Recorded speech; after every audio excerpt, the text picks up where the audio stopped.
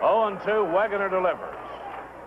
Mays hits it into left field. There goes number 3,000. Willie Mays gets his 3,000th base hit.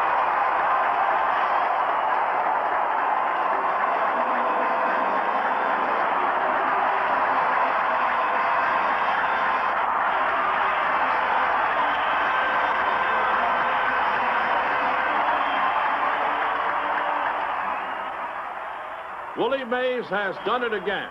He has brought the baseball world to a standstill. With the league president, Charles Feeney, Hall of Famers Stan Musial and Carl Hubbell, and Monty Irvin, who helped Mays at the start of his baseball career, all cheering him on.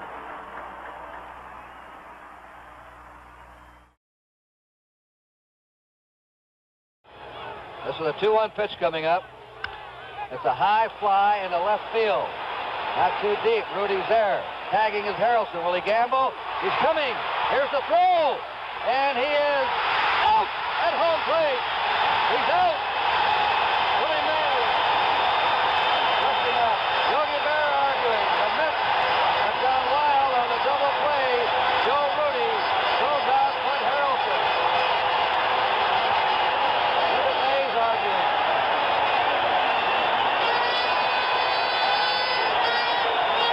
Monty. Here it is. Harrelson was going to go all the way. The throw from Rudy, who is a fine thrower, got to Fosse. The question is, did Fosse tag him? He's got it in plenty of time to tag him. He might have missed him right there. You can't tell with this angle, but he definitely had a shot at him. Let's look at this angle now. Rudy lets it go. A great throw by Rudy. Coming in. Fosse has it now, reaches for it, but it appears that he missed it. Hey, look at the position of the umpire here, Kurt. He's lying down on the ground. Look at this. He really wants to get a look at it. Look at Willie Mays saying, no! Right down there with the umpire.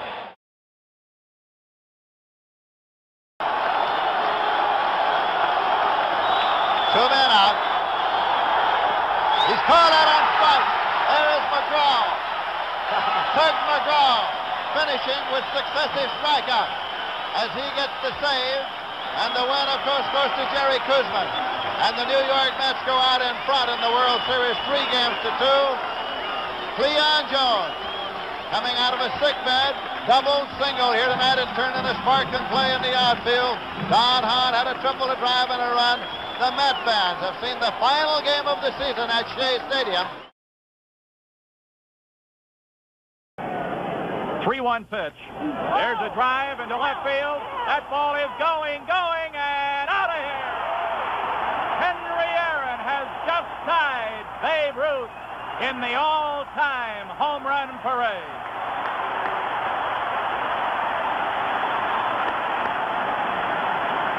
The crowd is up. As you would expect, a standing ovation. His teammates are there to greet him. A 3-run blast by Henry Aaron has tied the great Babe Ruth. The record they said that couldn't be reached has just been reached by Henry Aaron.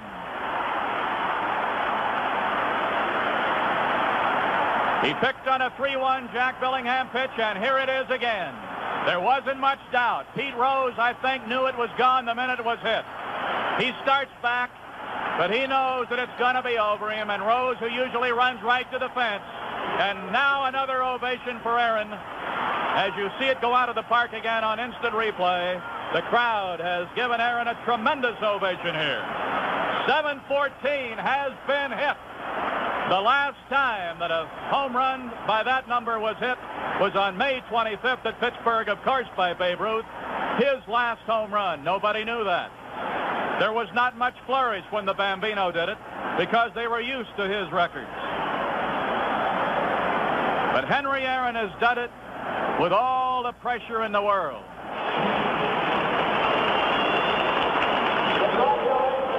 Vice President of the United States, Gerald Ford, speaking now. Good luck for 715 and a good many more. It's a great day for you. It's a great day for baseball. Hope you'll hit 715 and a good many more. Now the Commissioner of Baseball, Bowie Kuhn. Henry Aaron, on behalf of all of professional baseball, my great honor, sent him this trophy, symbolic of having tied what many concede to be the greatest record in baseball. And it is a particularly proud moment to salute this particular man, because he is not only one of the great professionals who has ever played this game, but one of the great gentlemen who has. Congratulations, Henry.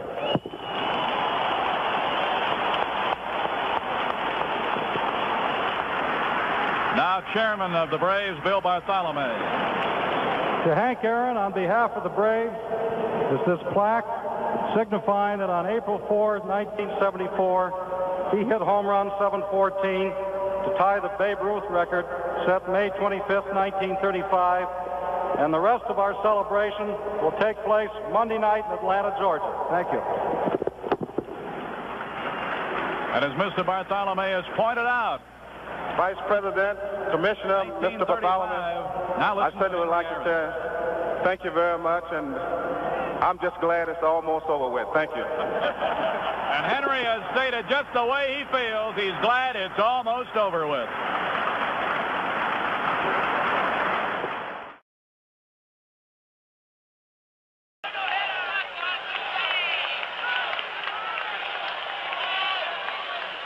Busby okays the sign. Popped up. This should be it. Cookie Rojas on the outfield grass. Centers himself on the ball. He squeezes this one. And Busby has done it again. This 24-year-old right-hander from Fullerton, California, has just pitched his second Major League no-hitter in a year and a half. His first no-hitter on April the 27th of last year at Tiger Stadium in Detroit. In that ball game, walking 6, striking out 4. In this one, only 1 away from a perfect game when he walked George Scott to lead things off in the second. So on his 4th wedding anniversary, and happy anniversary, Terry. Steve Busby works another no-hitter as he retires the last 24 men that he faced. Oh, this is something.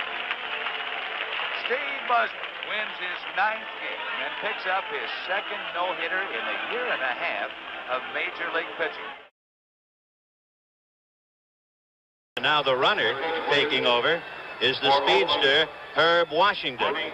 He's the only man in baseball, and it could only happen with the Oakland Ball Club, where they hire a man to do nothing but run. Herb Washington, a world-class sprinter, holds a world indoor record in the 50, 100-yard dashes. He is now running for Joe Rudy at first base. Marshall, for a right-hander, is very quick in coming over to first base. So if Herb Washington, representing the tying run, tries to take too much of a lead, he would be susceptible. Marshall can come over there in a hurry. Washington had to learn how to get a lead, how to slide.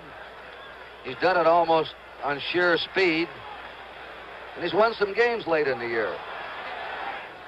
Still trying to find out how to get a lead, he says.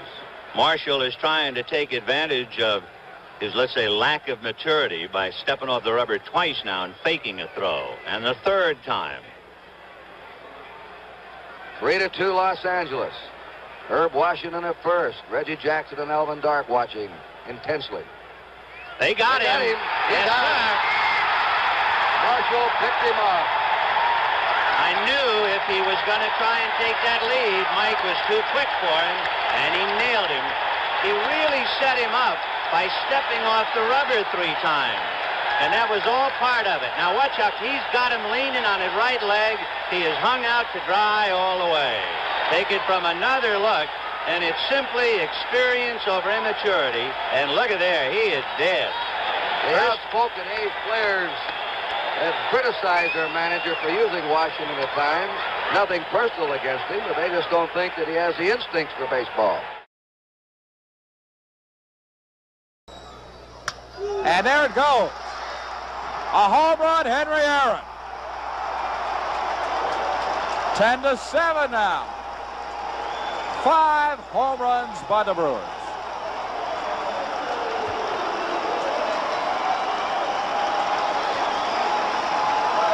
Well, I don't have anything to say. It's a shame, you know. We got to keep going here, but you'd like to have those kind of spread around a little bit. Here's 5 of them. There's nobody on. Looking at some of these other averages for the Boston Red Sox, those are the 3 leaders in runs scored. Aaron, long fly ball. That one is gone. Home run. Henry Aaron, up on the screen, has just hit his 12th home run. And listen to this Boston crowd. Listen to them. You know, Jim, I think that Aaron really relishes this one because Bill Lee has thrown him nothing but junk all year long. He's thrown him that alley-oop changeup like they did over in the series in Milwaukee. And watch this one. Henry's first home run in Fenway Park. Got that breaking ball right in his power. 1 ball, 1 strike, nobody on, 2 down. What a night here for this young left-hander. He needs 1 out. He's winding. He delivers. Swinging, hit him on the fist, popped up. Oliver coming on, Tavares out, Oliver there. No hitter, no hitter, no hitter.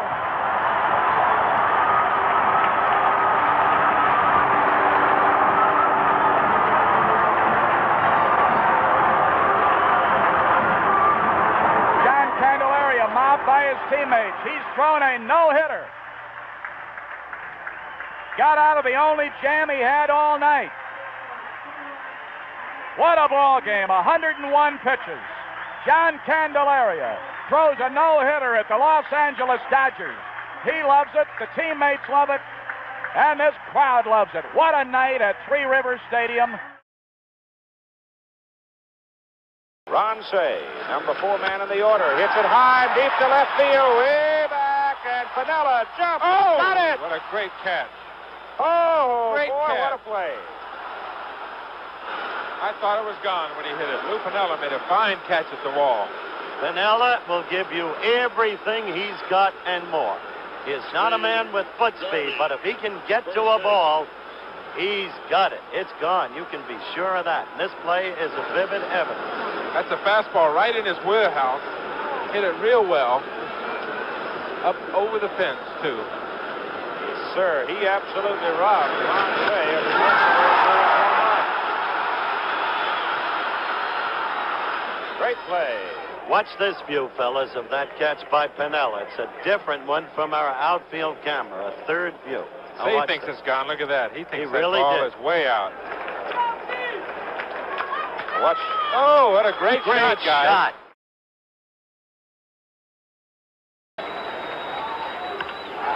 Ball is hit well to left. Good ball. Way back there. So, the long-awaited explosion by the Dodgers in their home ballpark. And look at those fans.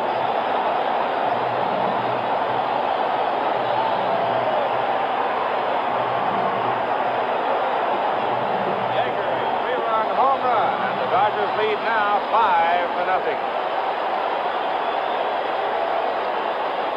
Kellett, who's thrown a lot of pitches, the ball's right down the middle of the plate, the same kind of pitch he threw to Dusty Baker, and there's no doubt about that one.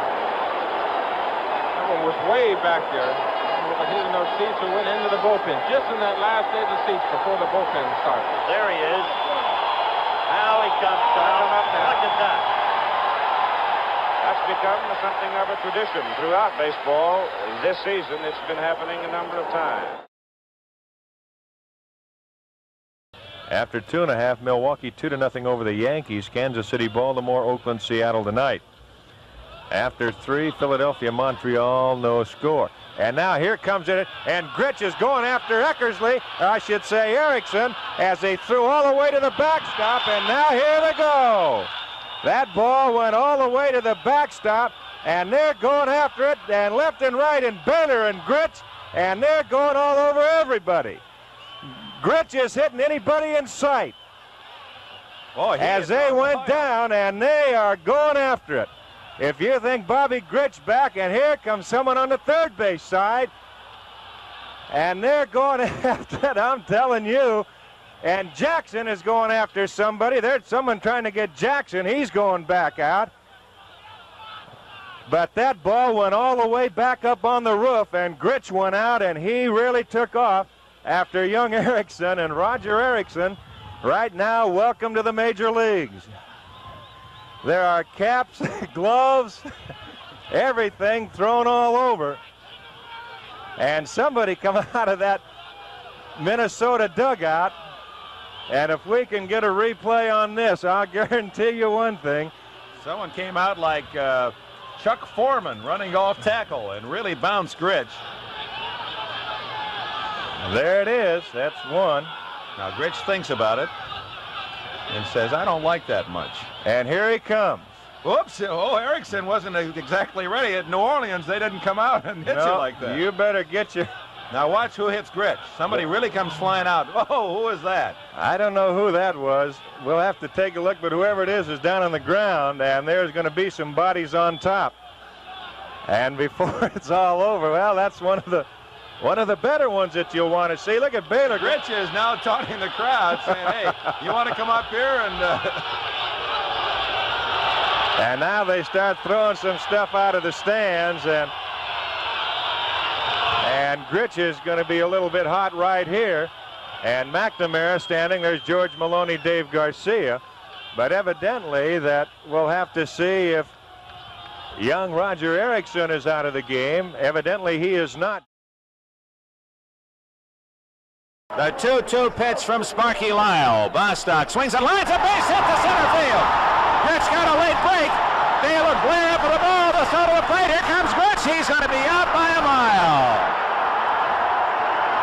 Grich ran through the stop sign by McNamara, and he tags him out as Blair throws a strike to the plate. McNamara tried to stop him at third, but Grich went right through the stop sign, and Grich, very mad with himself, slammed his helmet down and walks to the dugout. Walking to the mound is Billy Martin. As Grich had no chance to throw, was waiting for him. He tried to throw a little forearm shiver into Heath. Boy, you got to hand it to Heath. He maintained his cool and also the ball. 1 ball, 1 strike. The pitch. Swing on the ground. Line drive. Low line drive. Scooped up by Nettles. Throws to the plate. And he's out at the plate. And there's a little wrestling match as Carney Lansford and Mike Heath get into it. Both benches empty. And we have a melee around home plate. And there are a lot of fists thrown for a moment. And now it's a matter of just trying to separate Carney Lansford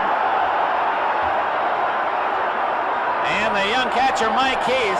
Heath back-to-back took 2 shots from Angel base runners, and the Angels mighty unlucky there. A low line drive that was skipped into the third baseman, Nettles, who stayed with it through to the plate, and Lansford's job, of course, is to try to bowl over the catcher, and Heath has taken a couple of forearm blows from Angel base runners. First Grich, and now Lansford, and under Andy Messersmith and Dave LaRoche, friends of Messersmith, giving LaRoche a card saying, if you need me, call me.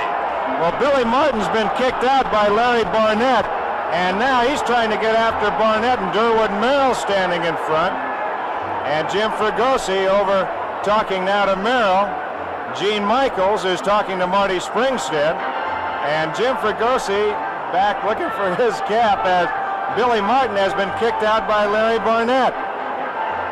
Now what that's all about, I don't know, unless he kicked his catcher out. Well, it may be that he's saying you should kick Lansford out or someone else out for trying to maim my catcher. Rudy hit a low bullet right at Greg Nettles, who scooped it out the grass, ran it part of the way to the plate, threw it over the left shoulder of Lansford, who came in and bowled over the catcher, Heath. Now, there was nothing wrong with the way Lansford went in. I will have to say that Grich went in unduly hard, and Heath just fed up with it, wrestled Lansford. I don't think anything was going to come out of that would have been serious, but then the benches emptied and everyone started scrambling. Cliff Johnson in mock protest saying to Bostock with a big smile, come on, let's go. Maybe that's it, that Heath has been thrown out. Young 20-year-old catcher, his eyes as big as silver dollars. I don't blame him, though, Don. I really don't. Well, the thing is, now in the Bobby Grich thing, that was a little different, but in the Carney Lansford thing, you hit the nail right on the head. That's That's the only way that you can do. You're going, you've got to try and bowl him over. And there was no reason. He can't get mad at Lansford. He could, if he's going to be mad at anybody, then he's got to be mad at Gritch. But I'll say one thing, young Carney Lansford got himself up in a hurry too and started going. So we've seen some youngsters this year in the major leagues that all of a sudden have earned a chevron very quickly.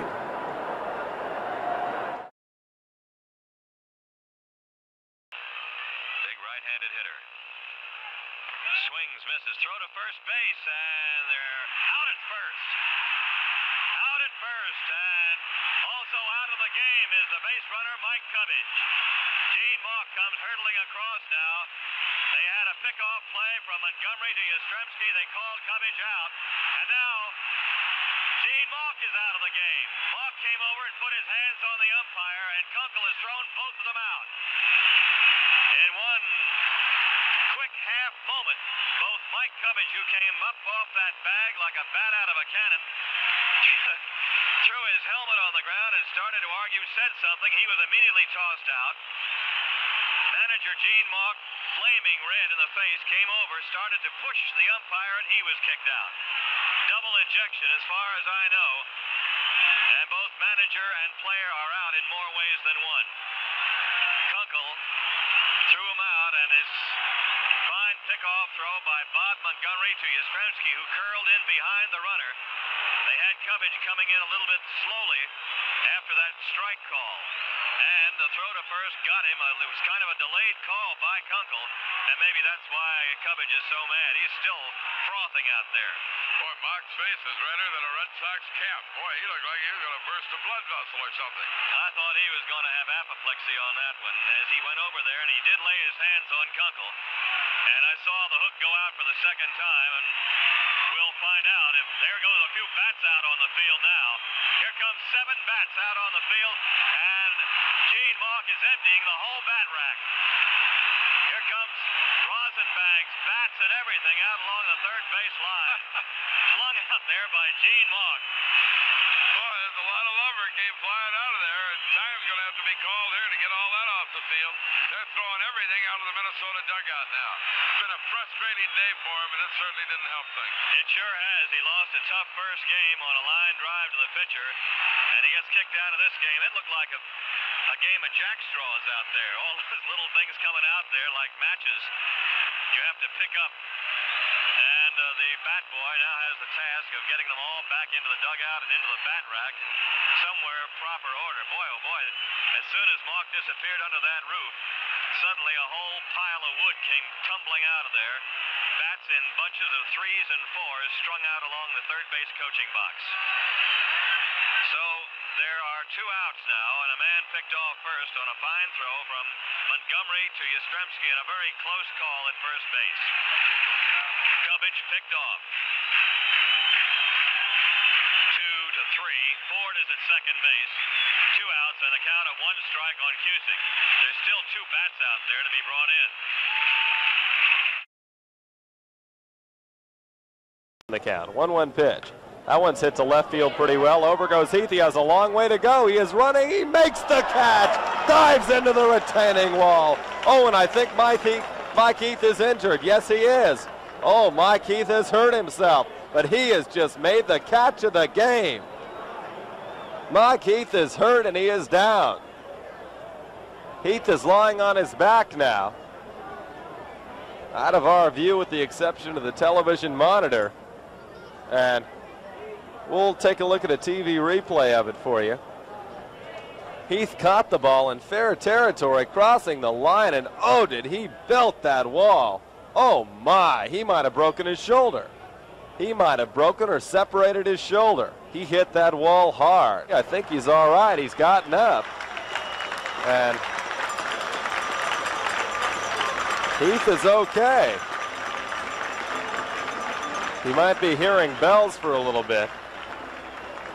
Mike Heath made a fine catch and looked like a football linebacker as he went into that wall and tackled it. Oh, there is padding out there, but not much. And that might have been the only thing that could possibly save Heath. He's going to stay in. Mike Heath will stay in the ball game, and what an unbelievable catch. We have seen some defense in this game. May 30th, shut them out on a 6-hitter. Line shot left center, base hit. Racing over to cut it off is Dawson. He flips to Cromartie. He's going to throw to second. Blair trying to get in there. Tag, and he's out. Spire waiting for him.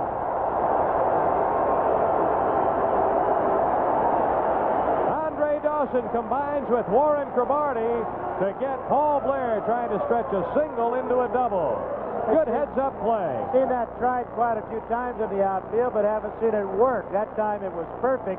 The reason it worked is Cromartie's a left-handed thrower, and running over facing Dawson, he didn't have to turn around, just take the ball and fire it in. 1-1 by Chobik. Here's a fly ball to deep left field. Get out of here! Get out of here! Gone! Home run! Home run! Every Oriole is at the plate. The Cisse, a 2-run homer. The Orioles win the ball game, 6-5.